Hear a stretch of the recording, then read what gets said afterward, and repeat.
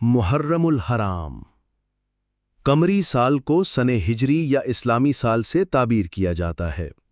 اس کا سبب یہ ہے کہ اسلامی عبادات، زکوٰۃ، روزہ اور حج کا تعلق قمری سال سے ہے۔ خاتم النبیین صلی اللہ علیہ وسلم کی بعثت سے پہلے عرب کسی اہم واقعے کی مناسبت سے اپنی تاریخ کو یاد رکھتے تھے۔ جیسے ایک عرصے تک واقعہ اصحاب فیل اس کے لیے معیار بنا رہا۔ مسلمانوں کے تاریخی حوالے کے لیے ہجری کیلنڈر کا باقاعدہ استعمال رسول اللہ صلی اللہ علیہ وسلم کے دوسرے خلیفہ راشد حضرت عمر فاروق رضی اللہ تعالیٰ عنہ نے کیا۔ حضرت ابو موسیٰ اشعری حضرت فاروق اعظم کی جانب سے یمن کے گورنر تھے۔ ان کے پاس حضرت عمر کے فرامین آتے تھے جن پر تاریخ درج نہیں ہوتی تھی۔ 17 ہجری میں حضرت ابو موسیٰ اشعری کے توجہ دلانے پر حضرت عمر نے صحابہ کرام کو جمع کیا اور مشاورت کے بعد قرار پایا کہ اسلامی کیلنڈر کی بنیاد واقعہ ہجرت کو بنایا جائے اور اس کی ابتدا ماہ محرم سے کی جائے۔ یہاں ایک غلط فہمی کا ازالہ ضروری ہے۔ اسلامی قمری سال سے کوئی یہ نہ سمجھے کہ اس کے مقابل شمسی سال غیر اسلامی ہے۔ ہماری عبادات میں سے نماز کے اوقات، روزے کے سحر و افطار کے اوقات اور مناسک حج کے بعض امور شمسی نظام سے متعلق ہیں۔ دراصل نظام شمس و قمر دونوں اللہ کی تخلیق ہیں اور اس کے مقررہ تکوینی نظام کے تابع ہیں۔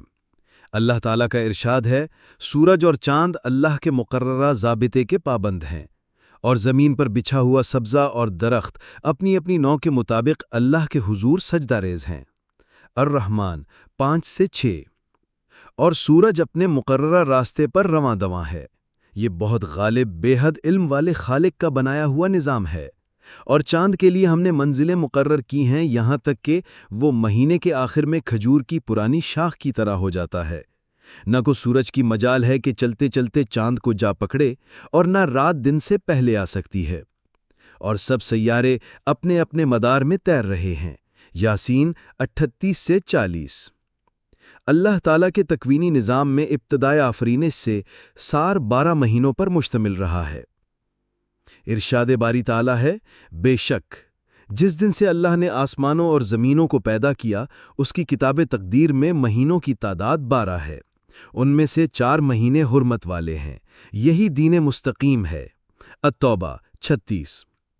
ملت ابراہیمی میں 4 مہینے حرمت والے چلے آ رہے تھے، ان میں جنگ و جدال کو ممنوع قرار دیا گیا تھا۔ اس کی تفصیل حدیث پاک میں بیان ہوئی۔ سال 12 مہینے کا ہے، ان میں سے 4 حرمت والے ہیں، 3 تو متواتر آتے ہیں، ذوالقعدہ، ذوالحجہ اور محرم الحرام، اور ایک مہینہ رجب مضر ہے جو جمادی ثانیہ اور شعبان المعظم کے درمیان واقع ہوتا ہے۔ ان میں محرم الحرام ابتدائے آفرینش سے ہی حرمت والا ہے۔ اس ماہ کا ایک دن جسے یوم عاشورہ کہا جاتا ہے عشر سے مشتق ہے۔ اس کے معنی ہے 10۔ عاشور سے مراد ماہ محرم کا 10واں دن ہے۔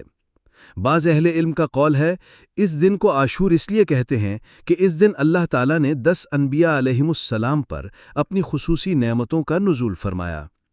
اس کی تفصیل حسب ذیل ہے۔ نمبر 1، زمین پر اترنے کے بعد حضرت آدم علیہ السلام کی توبہ قبول ہوئی۔ نمبر 2، حضرت ادریس علیہ السلام کو آسمانوں پر اٹھا لیا گیا۔ نمبر 3، طوفان نوح تھم جانے کے بعد حضرت نوح علیہ السلام کی کشتی سلامتی کے ساتھ کوہ جودی پر کنارے لگی۔ نمبر 4، حضرت ابراہیم علیہ السلام کی ولادت ہوئی اور اسی دن ان پر نار نمرود گلزار ہوئی۔ نمبر 5، حضرت یوسف علیہ السلام کو صحیح سالم کنویں سے باہر نکالا گیا۔ نمبر 6، حضرت موسیٰ علیہ السلام اور ان کی قوم کو نجات ملی اور فرعونی سمندر میں غرق ہوئے۔ نمبر 7، حضرت یونس علیہ السلام کو مچھلی نے صحیح سالم ساحل پر اگل دیا اور اسی دن ان کی امت کا قصور معاف ہوا۔ نمبر 8، حضرت ایوب علیہ السلام کو طویل بیماری سے صحت یابی ملی۔ نمبر 9، حضرت سلیمان علیہ السلام کو ملک عطا ہوا اور سلطنت سے نوازا گیا۔ نمبر 10، حضرت عیسیٰ علیہ السلام کی ولادت ہوئی اور انہیں آسمانوں پر اٹھا لیا گیا۔ یہ روایات ہیں، حقیقت حال اللہ تعالیٰ بہتر جانتا ہے۔ امام احمد بن حسین بیہقی لکھتے ہیں، حضرت عمر نے عرض کیا، یا رسول اللہ صلی اللہ علیہ وسلم، اللہ تعالیٰ نے ہمیں یوم عاشورہ کی فضیلت دی ہے۔ آپ صلی اللہ علیہ وسلم نے فرمایا، ہاں، اللہ تعالیٰ نے آسمانوں کو یوم عاشورہ میں پیدا کیا اور اسی طرح زمینوں، آسمانوں، عرش، کرسی اور لوح و قلم کو اسی دن پیدا کیا۔ حضرت جبریل و ملائک اور حضرت آدم و حوا اور جنت کو اسی دن پیدا کیا اور انہیں اس میں ٹھہرایا۔ حضرت ابراہیم علیہ السلام یوم عاشورہ کو پیدا ہوئے اور اسی دن انہیں نار نمرود سے نجات ملی۔ فضائل الاوقات 441۔ الغرض، سانحہ کربلا سے پہلے بھی یوم عاشورہ کو مکرم و معظم مانا جاتا تھا۔ ایک حدیث شریف کی روح سے قیامت بھی 10 محرم جمعہ مبارک کو وقوع پذیر ہوگی۔ اس دن کے روزے کی فضیلت بھی احادیث میں آئی ہے۔ نمبر 1، حضرت عبداللہ بن عباس بیان کرتے ہیں، رسول اللہ صلی اللہ علیہ وسلم جب مدینہ تشریف لائے تو آپ صلی اللہ علیہ وسلم نے دیکھا یہود یوم عاشورہ کا روزہ رکھتے ہیں۔ آپ صلی اللہ علیہ وسلم نے ان سے دریافت فرمایا، تم اس دن روزہ کیوں رکھتے ہو؟ انہوں نے جواب دیا، یہ ایک عظیم دن ہے، اللہ تعالیٰ نے اس میں حضرت موسیٰ علیہ السلام اور ان کی قوم کو نجات دی اور فرعونیوں کو غرق کر دیا۔ تو حضرت موسیٰ علیہ السلام نے اللہ تعالیٰ کی اس نعمت کا شکر ادا کرنے کے لیے اس دن کا روزہ رکھا، اور ہم بھی ان کے اتباع میں اس دن کا روزہ رکھتے ہیں۔ رسول اللہ صلی اللہ علیہ وسلم نے فرمایا، تمہاری بنسبت موسیٰ علیہ السلام سے ہمارا تعلق زیادہ ہے۔ چنانچہ رسول اللہ صلی اللہ علیہ وسلم نے خود بھی اس دن کا روزہ رکھا اور صحابہ کرام کو بھی اس کا حکم فرمایا۔ مسلم 1130۔ نمبر 2، حضرت ابن عباس بیان کرتے ہیں، جب رسول اللہ صلی اللہ علیہ وسلم نے یوم عاشورہ کا روزہ رکھا اور صحابہ کرام کو بھی اس کا حکم فرمایا تو انہوں نے عرض کیا، یا رسول اللہ صلی اللہ علیہ وسلم، یہود و نصارہ اس دن کی تعظیم کرتے ہیں۔ آپ صلی اللہ علیہ وسلم نے فرمایا، جب آئندہ سال آئے گا تو ہم انشاءاللہ 9-10 محرم یعنی 2 دن کا روزہ رکھیں گے۔ مسلم 1134۔ نمبر 3، حضرت علی سے ایک شخص نے سوال کیا، رمضان کے روزوں کے بعد ایسا کون سا مہینہ ہے جس کے روزے رکھنے کا آپ مجھے حکم فرماتے ہیں؟ آپ رضی اللہ تعالیٰ عنہ نے فرمایا، میں نے ایک شخص کے سوا کسی کو اس کے بارے میں سوال کرتے ہوئے نہیں سنا۔ اس نے رسول اللہ صلی اللہ علیہ وسلم سے یہی سوال کیا تھا۔ میں اس وقت آپ صلی اللہ علیہ وسلم کے پاس بیٹھا ہوا تھا۔ اس نے عرض کیا، یا رسول اللہ صلی اللہ علیہ وسلم، رمضان کے روزوں کے بعد ایسا کون سا مہینہ ہے جس کے روزے رکھنے کا آپ مجھے حکم فرماتے ہیں؟ آپ صلی اللہ علیہ وسلم نے فرمایا، اگر تم رمضان کے روزوں کے بعد نفلی روزے رکھنا چاہتے ہو تو محرم کے روزے رکھو، کیونکہ یہ اللہ کا مہینہ ہے۔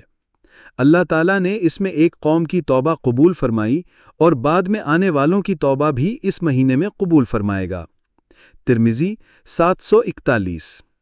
نمبر 4، حضرت عائشہ صدیقہ بیان فرماتی ہیں، قریش زمانہ جاہلیت میں یوم عاشورہ کا روزہ رکھتے تھے، پھر رسول اللہ صلی اللہ علیہ وسلم نے اس کا روزہ رکھنے کا حکم فرمایا، حتیٰ کہ رمضان کے روزے فرض ہو گئے تو رسول اللہ صلی اللہ علیہ وسلم نے فرمایا، اب جو شخص چاہے یوم عاشورہ کا نفلی روزہ رکھے اور جو چاہے نہ رکھے۔